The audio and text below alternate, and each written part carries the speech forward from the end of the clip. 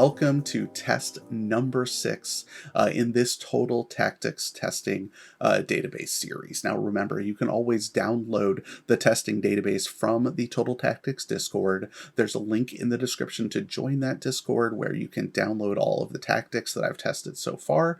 There are links to these videos and a link to a Dropbox folder where you can also download the tactics once they're made available. Now, the tactic that we're about to play today is one that's a little bit special to me, maybe a little bit more so than some of the others, because it was created with you, the community. I had a Twitch stream, and you can follow me on Twitch and find that link in the description.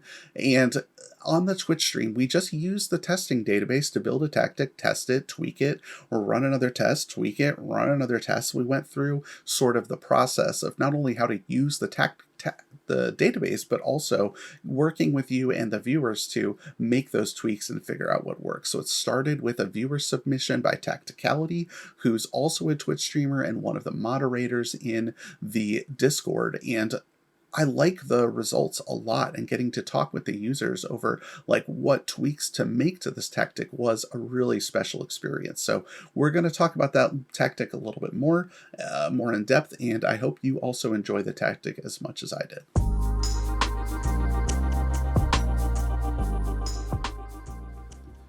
All right, let's talk about the tactic. Like I was saying, some of you in the comments have been asking for something that plays a little bit wider and creates offense through the width. And so I set out to do this. One of my goals was to hopefully come out with a double winger tactic, and I am still working on some, but wasn't fully satisfied with the results. But I will promise you, and you'll see in the highlights and as we talk through some of the results, the winger is huge in this tactic, and the game is definitely funneling through that wing player. And Insigne has had an incredible season across all of the tactics. Here, even in the Elite League result, you can see that Insigne had 21 assists in the Elite League. The play is 100% flowing through Insigne. And Muriel and Osimhen as the strikers were both benefiting from that. So a winger on support, mostly because I want him to take less risks, and I want him to kind of play early balls, and I don't want him to get caught too far upfield. And one of that reason is there's a big gap in the midfield behind him. We have Di Lorenzo playing this fullback support role, and he is meant to, hold his position, sit narrower, take fewer risks to kind of cover for this sort of empty area where the shadow striker has been stepped up, and you've got Insigne playing kind of high and wide. But still, the support role has really helped, and it hasn't obviously diminished his offensive involvement, and it shores things up defensively, which when we get to the results, you'll see definitely made a difference. The advanced forwards are off center. It's just a little trick in order here to, create some issues for the defense where they're kind of needing to mark this shadow striker, but then also there's the two strikers coming in. And so it just creates a lot of like spaces and holes, which is something we've talked about on a lot of the narrow tactics. And it's just another way to create marking nightmares for a midfield too. The other thing it does is against a defensive 3, which is what I meant to say a second ago, defensive 2, but defensive 3, it means that this left-sided center back of your opposition is often going to get pulled out to mark the winger if their fullback or wingback, in whatever case, was pulled too far forward, right? Once Insigne gets behind their edge defender here, their left-sided center back is going to come out to address them. Their central defender is going to be tied up by Osimhen here, the center advance forward, which means that it does create a channel for the shadow striker to kind of like advance into. So even against a back 3, there is a way to create a little bit of an overload here for there to create a gap for the offense to exploit. And I think that the shadow striker role does a good job of this. So that's the tactic. RPM sort of being in here as a facilitator. This DM support is told to get further forward and take more risks. So when you are in possession for the ball, it will use that channel. This fullback will stay high and wide, will very rarely overlap. But this wingback will. This wingback will overlap, will do some work here in this wide channel. Another way to either kind of make sure that there's space for the winger to operate with like a switch play through that wingback, or playing crosses into the advanced forward. So it's a it's a pretty simple tactic. I've named it Jenga because I think it does sort of look like a Jenga tower having a block removed. So that's kind of where that comes from. But that's how I expect the tactic to function. I think that the results will bear that out. And as we go through the highlights here, you'll see the play flow through Insigne and the different kind of options that that creates with the tactic. So I hope you enjoy the highlights.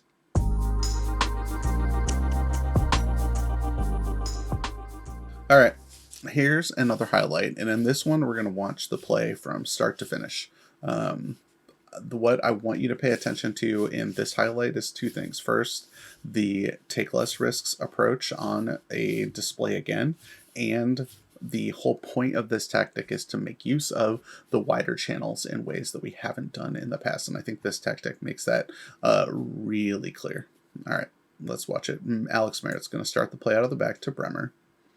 And you're just going to see a lot of safe passes and slow build-up. That pass from Di Lorenzo may be a little bit risky, but Zielinski turns it back here. Di Lorenzo pushes, easy pass up the line. Insigne doesn't take the risk. Back to Di Lorenzo, safe pass, back to Bremer. Like, it just kind of like continues over and over again here. Di Lorenzo again here. Like, that's pass a tiny bit more risky, but Insigne had turned it out. And then instead of making the run, Insigne plays a ball into space to Zielinski. Zielinski takes it to the byline rather than like driving towards the near post, cuts the ball across. Osimhen doesn't get to it first, Muriel does, and it's just a really simple tap-in for Muriel, but the entire play involved build-up through that right-hand side, and we're using Insigne as the primary creator, which is the whole point of this tactic, and the whole point of the video today is to show you how you can still use wingers on FM22. All right, in this highlight, we are once again going to watch the team play out of the back here. Stuart Dallas plays it back to the keeper. Nice, simple pass out wide to Di Lorenzo. And Di Lorenzo's going to drive with the ball a little bit. Remember, he's on fullback on support, so he's not going to push it too hard. And Insigne is a winger on support, so he's staying high there to sort of assist Di Lorenzo. And they just, don't take the risk and they back it out. And throughout this build-up, you'll see a lot of passes that just don't take too many risks. They're looking for the open player there. Like, Di Lorenzo's not making the overlapping run. Instead, he's playing it across. And here's a simple ball into space. Insigne takes it wide. And again, a goal through the winger. And here, Insigne is getting the direct assist to a strong finish by Osimhen. And it's just another example of the way this tactic kind of plays down this wing between Di Lorenzo and Insigne, just continuing to link up. Here you can see in this goal, in this game, Muriel and Osimhen both had hat tricks. Insigne had a couple of assists through this right channel, and just all the creating is coming from that spot. And it's exactly what we built the tactic to do, and exactly what we wanted the tactic to do. All right, and this highlight, it comes from distribution from the opposition goalie, and Bremer just wins a careful header down to Pessina. Osimhen, though, taking fewer risks, holds that ball up despite being an advanced forward, plays it off to Pessina, who's the roaming playmaker, who just pops the ball over the top to Insigne, who scores. So it's not like the winger role can't cut inside here and still score. I just wanted to quickly show this highlight so that you could see that everything is still flowing through the winger, even when Insigne finds himself in the goals, which is what happened on this highlight. Okay, so in this highlight, we're going to demonstrate a couple things. First, this is going to be a break off of an opposition corner, so we'll talk a little bit how to set that up, and you're going to see a very interesting kind of cross style from one of the strikers in order to score a goal and find the run. All right, so let's take a look at this corner. First thing I want you to notice is Victor Osimhen's back on defense.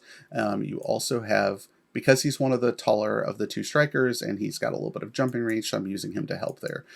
It's not letting me click on Insigne, but he's on lurk outside the area, and Muriel is playing further forward on this set piece, kind of waiting at the halfway line for the break to come. And the reason why Insigne is back here is A, he's short, B, he has good vision and is good with the ball and quick to run the break, and then you have the striker ready to kind of like take advantage of that pace and vision and be the person sort of receiving that first ball as the break happens. So, all right, let's look at the corner kick here taken by Royce. So Royce takes it. Osimhen is actually back on defense. He wins that header and then starts his run. So Osimhen is chasing the play here. Muriel hangs out, stays on side. Insigne plays him through. And then here's what I love from Muriel. First off, it's another Rabona. But second, he turns the ball out, which if you put left-footed strikers on this left side striker role, this would never have happened. Muriel tries to either A, shoot in the side netting with his left foot, get a cross in, but there's no one there, right? He has to find the late run because he's ahead of the play on this corner kick counterattack. So instead, he turns the ball out.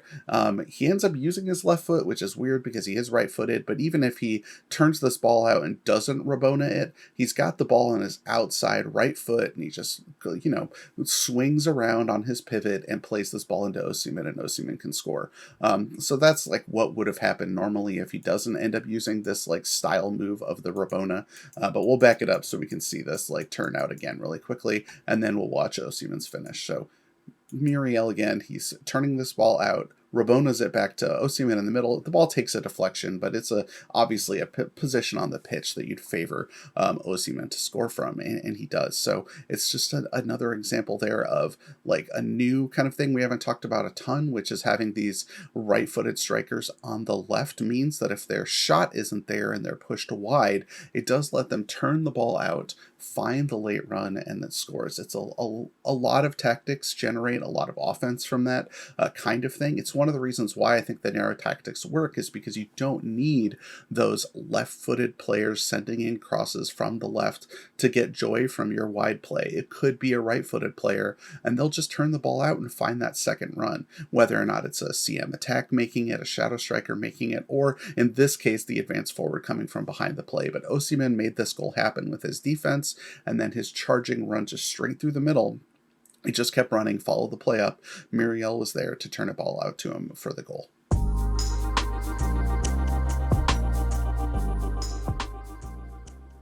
All right, now that you've seen some of the highlights, let's talk about the results and why I think this tactic bears some attention from you. Like, is it the best tactic we've tested? No. But does it prove a very simple hypothesis that wingers can still be functional in FM22 and in this meta? Absolutely, I think it does.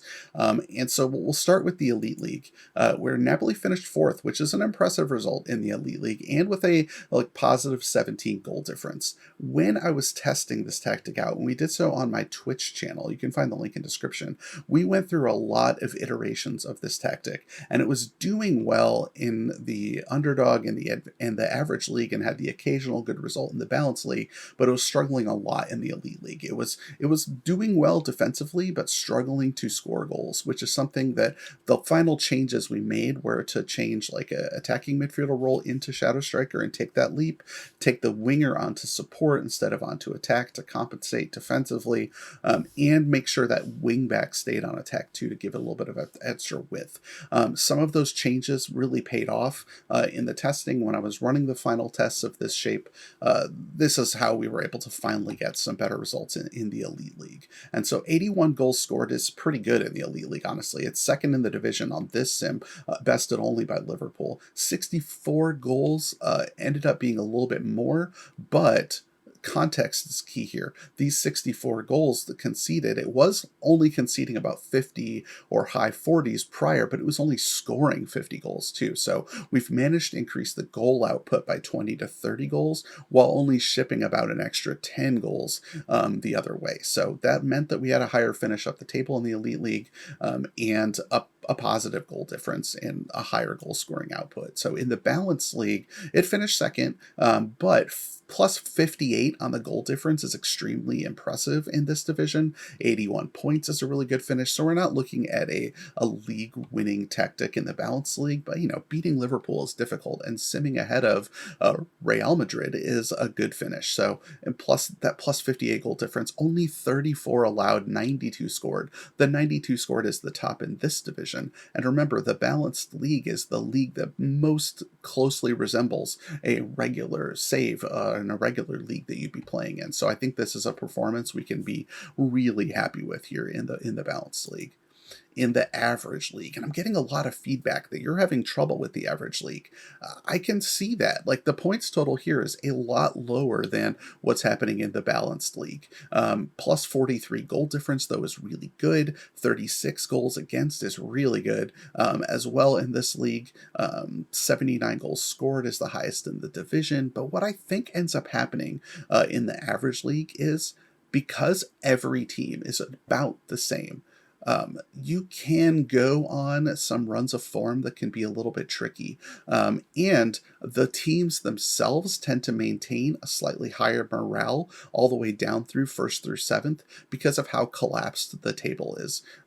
There's no one really ever going on dominant runs. And so I think that there's just a little bit more there's parity, obviously, among the other sides, which means more teams have high morale, which makes it harder to kind of maintain a run. Whereas in the balanced league, you've got teams like Augsburg and Union Berlin consistently doing very poorly. And in this save, Benfica did very poorly. So it's easier to kind of maintain form and increase your form through some of those bad matchups that you can't really ever do in the average teams league. So either way, 68 points, obviously a little bit low. I'm not super happy with that, but I'm very happy with the plus 43 goal difference, and I'm very happy with the defensive output. So despite, like, don't focus too much on the points total, instead focus more on the peripherals, and I think we've done very well here in the average teams league. In the underdog league, 85 points, pretty standard, maybe a tiny bit on the low side, and there's some extra draws here that sort of bear that out, but 106 goals scored is the most of any of the divisions, which makes sense.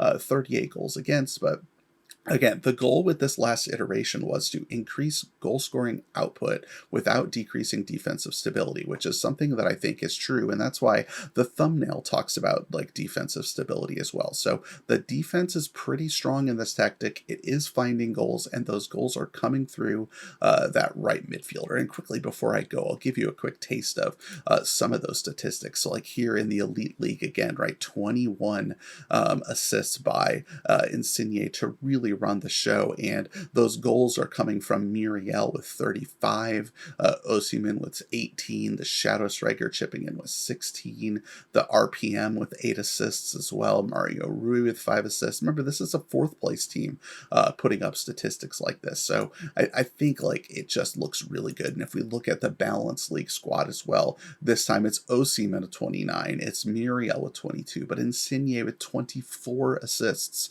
in the balanced league. That Shadow Striker is scoring goals. This RPM is getting assists. This left back, who's a wing back, is chipping in with 10 assists in only 27 games as well for Mario Rui. So I think the stats look really good too, and it's exactly what we were aiming for with the tactic. And, like, I'm really proud that we were able to do this. So, stay tuned next week. We're going to try to come up with a new tactic here for next week as well.